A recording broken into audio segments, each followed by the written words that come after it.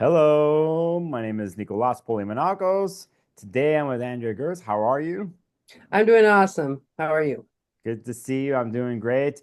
You are speaking at NORWAC this year, which is May 21st, May 25th, just outside of Seattle. You can go in person. There's still in-person tickets left, or you can attend online from anywhere in the world.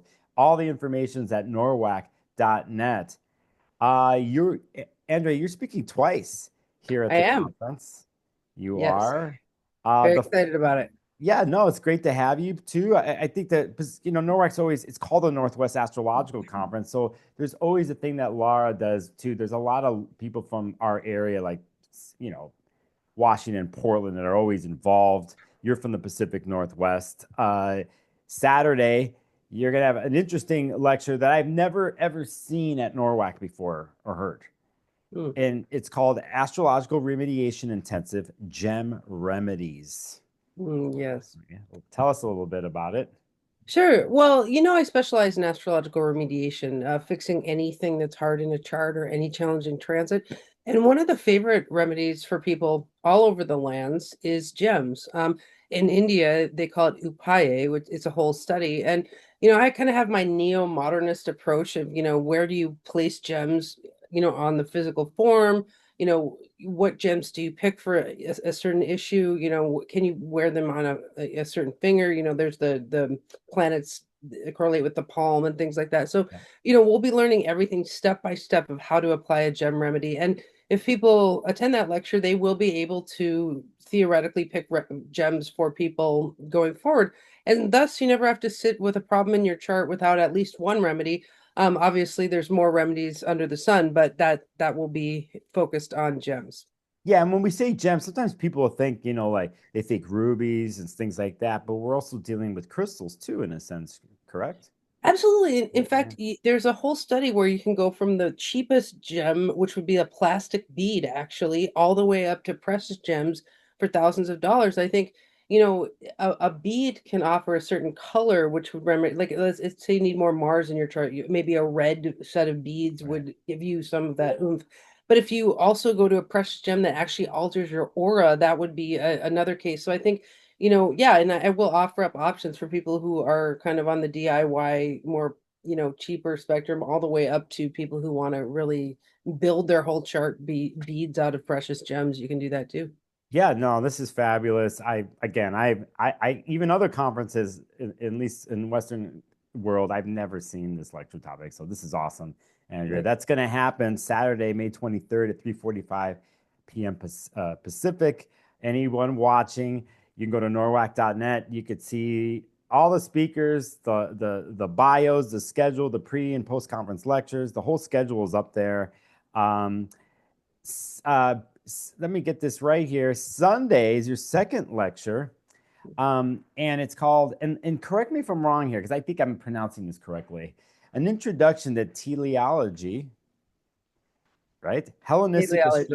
Hellenistic astrology's missing philosophy. Um, this is fascinating to me. We're kind of dealing. I know a little bit about the breakdown, but is this about? Oh, tell us. You help me out here. Tell us a little bit about this. Well, of all the lectures I give, this is my favorite. This came from a long time ago at the Mountain Astrologer. I was queried to write an article on what I'd learned from reading the ancient texts in Greek. And I think what they were thinking I would write was an article with a bunch of techniques and technical things. And I thought about it. It took me 2 years to write that article because what I decided to say was what I learned from reading the ancient texts is the philosophy of teleology, which is what astrology was built upon. In fact, if you look at the Tetrabiblos, which is one of our big ancient texts, it's actually called apotelosmatica. It's hard to explain that word, but telos is the root of that word, and telos is the root of the word teleology. So actually, these ancient texts were teleological texts, and what teleology is a study of things becoming themselves. So if we look at astrologers, right, we look at people developing into themselves. We are studying individuality. So teleology is very similar to evolutionary astrology in as much as, evolutionary astrologers look at the North Node as your karmic path and, Pluto for your karmic path. Well, the teleological theory says that our whole chart is our karmic path. And we're supposed to basically mega manifest is the reason to learn astrology is you learn your chart so that you can manifest yourself to the nth degree. And so we're going to be learning. And so, I talk to the Hellenistic guys a lot. Like, I'm not necessarily mired in Hellenism because I don't do the historical side of things. I'm more of a linguist and then a philosopher. So really, this is if anyone studies Hellenistic astrology, which a lot of people do, if you learn teleology, you will have a more robust understanding of why that these techniques exist. What we were really teleologists doing techniques on the development of a human. And so I think this lecture will be great for anyone who studied Hellenistic astrology. Yeah, I think it's funny because these days in the modern world, we have the thing of like becoming something or goal setting. There's this whole thing, right? But even way back when, they're not goal setting something, but there is something that in the chart we are to possibly fulfill or move towards, right? And I'm really psyched for this because we're talking about the philosophical underpinnings, of astrology. So it's a fabulous lecture topic. Yeah. And I just quickly, we had the first lecture topic with you. That's Astrological Remediation, which is one of my favorite books that you've written, by the way, because I think you had your hand drawings in there and everything like that. Thank you. And for quickly, for people who don't know, you also done translations, correct? Yes. Some other books. Yep. Yeah. Yep. Yeah, absolutely. I was one of the people, I'm probably one of few people who are living who can read the ancient text in Greek. It's funny because I think people thought when I translated Vettius Valens, book 1 through 9, which a Mhm. few people have done that. And I also translated a book called Ensoulment, which is about how the soul gets in the body. I've translated Tetrabiblos, book 1, 2, and 3, and the introduction to Tetrabiblos. So I have done a lot of translations. Now I came up as a sign language interpreter, so that's how I was able to do those translations, as I was actually trained in translation theory.